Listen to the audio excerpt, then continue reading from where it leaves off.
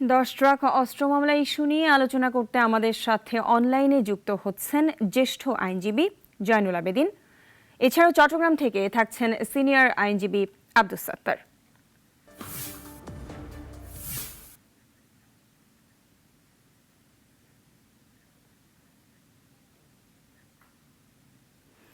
জি, আপনাদের দুজনকে স্বাগত জানাচ্ছি নাগরিক টেলিভিশনে। জনাব সাত্তার, প্রথমে আপনার কাছে জানতে চাই, আপনি কি মনে করেন বহুল আলোচিত 10 ট্রাক অস্ত্র মামলায় আজকের রায়ে ন্যায় বিচার প্রতিষ্ঠা কি পেয়েছে? মামলার পাবলিক প্রসিকিউটর হিসেবে বিএনপির ক্ষমতা থাকাকালীন পাবলিক প্রসিকিউটরের দায়িত্ব পালন করেছিলাম। আমার সময়ে 10 জন সাক্ষীর সাক্ষ্য গ্রহণ করা হয়েছিল। এই মামলায় যাদের বিরুদ্ধে পরবর্তী পর্যায়ে 1/11 সরকার ক্ষমতায় আসার পর অধিকতর তদন্ত করে সম্পূরক চার্জশিট দেওয়া হয়েছে, সেটা ছিল রাজনৈতিক উদ্দেশ্য প্রণোদিতভাবে করা হয়েছে। বিএনপিকে টার্গেট করে এবং তাদের শেখানো মতে চার্জশিট দেওয়া হয়েছে এবং তাদের শেখানো মতে রায় দেওয়া হয়েছিল। আমি মনে করি আজকে যাদেরকে খালাস দেওয়া হয়েছে এটা সঠিক হয়েছে। এছাড়াও এখনো আদালত তো আজকে হাইকোর্টে যে রায় দিয়েছেন, এরপর অ্যাপিলেট ডিভিশনে যাবে, সেখান থেকে আরো দেখা যাবে কি হয়। আমরা তার জন্য অপেক্ষা করছি। মূলত যাদেরকে শাস্তি দেওয়া হয়েছিল নিম্ন আদালতে সম্পূর্ণ উদ্দেশ্যমূলক রাজনৈতিক স্বার্থ হাসিলের জন্য এবং বিএনপিকে টার্গেট করে এই রায়টা দেওয়া হয়েছে। এই যাদেরকে রায় দেওয়া হয়েছে তাদেরকে এই মামলায় শাস্তি দেওয়ার মতো কোনো উপাদানই ছিল না, যেটা আজকে মহামান্য হাইকোর্ট যুক্তিসঙ্গতভাবেই তাদের খালাস প্রদান করেছেন।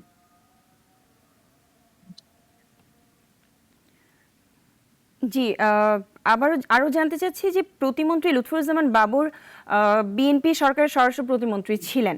তো আজকের রায়ে দল হিসেবে বিএনপির প্রতিক্রিয়া কি হতে পারে আসলে? অবশ্যই আমরা, যেহেতু উনি আমাদের দলে ছিলেন, আমাদের দলের মন্ত্রী ছিলেন, তাকে একটা মিথ্যা মামলা অভিযুক্ত করা হয়েছে, বিএনপির ভাবমূর্তি ক্ষুণ্ণ করার জন্য করা হয়েছে। আর দীর্ঘদিন পরে হলো আজকে সে সত্যটাই প্রমাণিত হয়েছে। বিএনপি যারা করে বা বিএনপির সাথে জড়িত আছে তারা দেশপ্রেমিক এবং তারা কোনো অপরাধের সাথে কখনোই জড়িত ছিল না, বা এই ধরনের অপরাধকে আমরা কখনো সমর্থন করি না। জি, ধন্যবাদ জনাব আব্দুস সাত্তার। জনাব ধন্যবাদ। জয়নুল আবেদিন, আপনার কাছে আমি আবারও জানতে চাই একই কথা, যে আপনি কি মনে করেন বহুল আলোচিত এই যে 10 ট্রাক অস্ত্র মামলায় আজকের রায়ে ন্যায় বিচার প্রতিষ্ঠা পেয়েছে কি?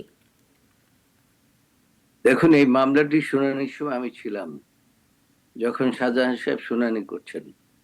এখানে এই মামলার মধ্যে মূলত এমন কোনো এভিডেন্স ছিল না যাতে করে এই মামলায় যাদেরকে সাজা দেওয়া হয়েছে তারা সাজা পেতে পারে। সরকার বিচার বিভাগকে সবসময় ব্যবহার করেছে। ফ্যাসিস্ট সরকাররা এই বিচার বিভাগকে ব্যবহার করে এবং আইন শৃঙ্খলা বাহিনীকে ব্যবহার করেই টিকে ছিলেন এতদিন পর্যন্ত। এবং শেষ পর্যন্ত এই ছাত্র জনতার আন্দোলনের পক্ষে তাদেরকে আন্দোলনের মাধ্যমে তাদের বিদায় নিতে হয়েছে। এর চাইতে বড় কথা হচ্ছে যে দীর্ঘ 17 বছর এই যে আমাদের এই নেতা কর্মীদেরকে যেভাবে বিচারের মাধ্যমে, তা কুবিচারের মাধ্যমে, এটাকে বিচার বলা যাবে না, অর্থাৎ যে বিচার ব্যবস্থা জনগণের কোনো মঙ্গল বয়ে আনে না, যে বিচার ব্যবস্থা স্বাধীনভাবে দায়িত্ব পালন করতে পারে না, যে বিচার ব্যবস্থার উপরে সরকারের হস্তক্ষেপ থাকে, সেটাকে আসলে কোনো বিচার ব্যবস্থা বলা যায় না। একটি দেশে ধ্বংস করতে হলে পরে সেই দেশের বিচার ব্যবস্থাকে ধ্বংস করতে হয়। সেটাই এই ফ্যাসিস্ট সরকাররা করেছিল। এবং সেই কারণেই আজকে যে মামলায় যে আপনার রায় হয়েছে, আমি এই শুনানি কালে আমি উপস্থিত ছিলাম। সেখানে আমাদের যে আইনজীবী শাহজাহান সাহেব এটাকে শুনানি করেছে এবং আদালতও খুব মনোযোগের সাথে এই বিষয়গুলো শুনেছেন। বর্তমান অবস্থায় বিচার বিভাগ অন্তত কিছুটা হলেও তারা স্বাধীনভাবে দায়িত্ব পালন করতে পেরেছে। এবং সেই কারণেই এই 10টা অস্ত্র মামলায় আজকে যে সাজাকে রিডিউস করা হলো সেটা করা হয়েছে। তবে আমি মনে করি যে আসলে এই সমস্ত মামলা এরপরে যদি আরো অ্যাপিল হয় তাহলে সেখানে হয়তো তারা খালাসও পেয়ে যেতে পারে। তার কারণ আদালত ব্যবস্থা এখন আর সরকারের নিয়ন্ত্রণে নাই, যে সরকার নিয়ন্ত্রণ করে তাদের যে ফাঁসি, লুৎফুজ্জামান বাবরের ফাঁসি এবং অন্যান্যদের যে কনভিকশন দিয়েছে, সেগুলো বহাল থাকার মতো কোনো এভিডেন্স এই মামলার মধ্যে আছে। কাজেই আমাদেরকে চিন্তা করতে হবে যে একটি দেশ যেন ধ্বংস না হয়। এবং বর্তমান যারা যে সরকার আছে, এই সরকারও আমি মনে করি তারা এটা যথাযথভাবে বুঝতে পেরেছেন। তার কারণ ইউনূস সাহেব নিজেই একটা বৈষম্যের শিকার হয়েছিলেন বিচার ব্যবস্থায়। তিনি আদালতে গিয়েছেন, সেখানে তিনি বেলও পাননি এরকম অবস্থার মধ্যে, এবং তাকে বলা হতো যে কোটি কোটি টাকা তিনি আত্মসাৎ করেছেন।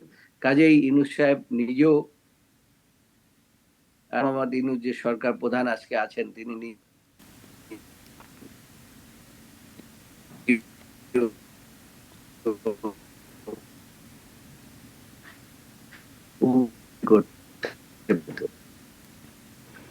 জি, জি বলুন, আমরা শুনতে পাচ্ছি। এই আবার একটা ফোন আইছে, শুনতে পাচ্ছেন তো? জি, জি শুনতে পাচ্ছি, আপনি বলুন। জি, জনাব জয়নুল আবেদিন, আপনি 10 ট্রাক অস্ত্র মামলায় আজকে ন্যায় বিচার প্রতিষ্ঠা পেয়েছে কিনা এই বিষয়ে আমরা কথা বলছিলাম, তো আপনি যদি বলতেন।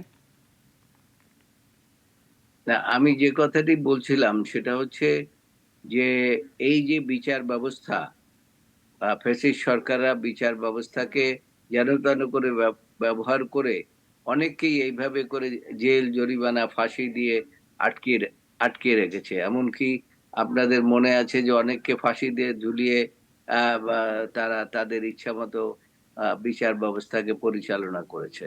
কাজে সেজন্যই বলছি যে এই যে 10 ট্রাক অস্ত্র মামলায় আহ প্রথমে কোনো কাউকেই সম্পৃক্ত করতে পারে নাই, পরে বা প্রত্যেককে সম্পৃক্ত করার জন্য তাদের বিরুদ্ধে এই চার্জ বা দিয়েছেন এবং চার্জশিট দিয়েছেন। চার্জশিট দিয়ে বিচার ব্যবস্থা করেছেন, যদিও তাদের বিরুদ্ধে কোনো ডাইরেক্ট এভিডেন্স ছিল না। তারপরেও তাদেরকে যে সেন্টেন্স দিয়েছে, এই সেন্টেন্স সর্বোচ্চ আদালত গ্রহণ করেন নাই। আদালত কিন্তু প্রত্যেকটা জাজমেন্টকে পুঙ্খানুপুঙ্খ রূপে আপনার বিচার বিশ্লেষণ করেছে। বিচার বিশ্লেষণ করে তারপরে আজকের এই জাজমেন্টটি দিয়েছে। গত 2 দিন 3 দিন পর্যন্ত এই মামলা শুনানি হয়েছে। যে এটা এরকম না যে দেখিলাম শুনিলাম একটা বিচার ব্যবস্থায় জাজমেন্ট দিলাম, সেই অবস্থা ছিল না। কাজেই আমি মনে করি এই জাজমেন্টটি যথার্থভাবেই হয়েছে, এর মধ্যে কোনো ব্যত্যয় ঘটে নাই। তবে যদি কিছু ব্যত্যয় ঘটে থাকে বা সেটা হয়তো বা তারা খালাসও পেতে পারে, সেরকম অবস্থা যদি আপিল বিভাগে যায়, আপিল বিভাগ আরেকবার হয়তো পরীক্ষা করবেন, পরীক্ষা নিরীক্ষা করে সর্বশেষ জাজমেন্টটি আমরা পেতে পারি ইনশাআল্লাহ। জি, আমরা আরো জানবো যে প্রতিমন্ত্রী লুৎফুজ্জামান বাবর বিএনপি সরকারের স্বরাষ্ট্র প্রতিমন্ত্রী ছিলেন, তো আজকের রায়ে দল হিসেবে বিএনপির প্রতিক্রিয়া কি হতে পারে আসলে? না শোনেন, এখানে দল হিসেবে প্রতিক্রিয়ার বিষয় নয়। যদিও লুৎফুজ্জামান যিনি অন্যায় করুক না কেন, দলে থেকেও যদি অন্যায় করে, কিন্তু বাংলাদেশ জাতীয়তাবাদী দল এমন একটি দল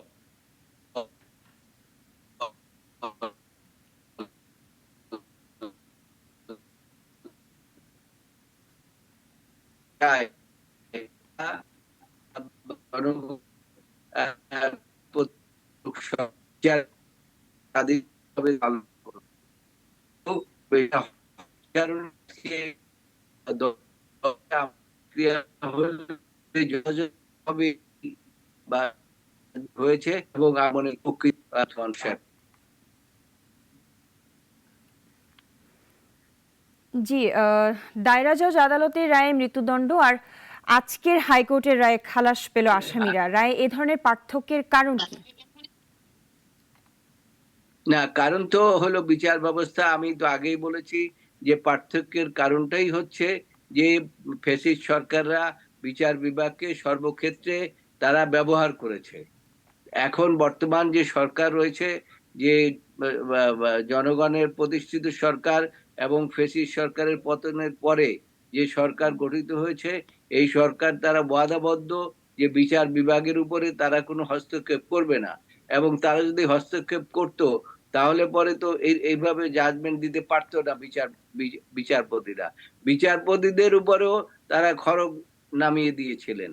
কাজেই তাদের এক্সিকিউটিভ একটা হাত সবসময় বিচার বিভাগের বা উপরে থাকতো। দেখুন, বিচার বিভাগ হচ্ছে guardian of the constitution, highest court of the country.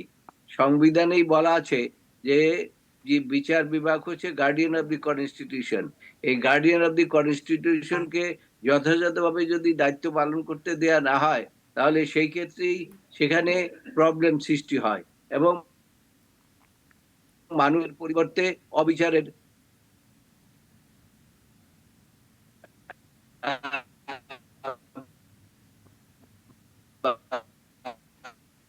পরে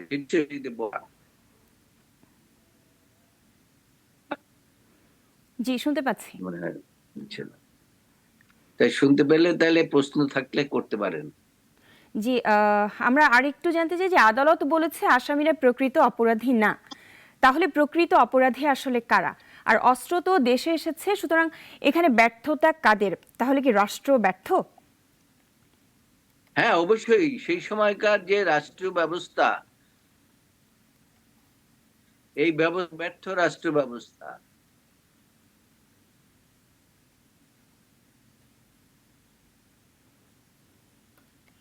জি, আরেকটি বিষয় জয়নুল আবেদিন, ২১ আগস্ট গ্রেনেড হামলা ও 10 ট্রাক অস্ত্র মামলার জি জি বলুন, আমরা শুনতে পাচ্ছি। হ্যাঁ, কি বলেন আপনি? প্রশ্নটা বুঝতে পারি নাই। জি, আমি আরেকটি বিষয় প্রশ্ন করছিলাম যে ২১ আগস্ট গ্রেনেড হামলা ও 10 ট্রাক অস্ত্র মামলার নতুন রায়ের পর দেশের বিচার বিভাগকে রাজনৈতিক মুক্ত করার দাবি উঠেছে নতুন করে। তো বিষয়টিকে কতটা গুরুত্বপূর্ণ বলে মনে করেন আপনারা? না, আমরা তো মনে করি যে এই এই যে বিচার ব্যবস্থা যে জাজমেন্টটি হয়েছে এই সম্পর্কে আর কার কোনো প্রশ্ন থাকা উচিত নয়। জি, জনাব জয়নুল আবেদিন, আপনাকে অসংখ্য ধন্যবাদ আমাদের সাথে যুক্ত হবার জন্য। Double million offer Walton fridge কিনে পেতে পারেন 20 লক্ষ টাকা, রয়েছে কোটি কোটি টাকার নিশ্চিত উপহার।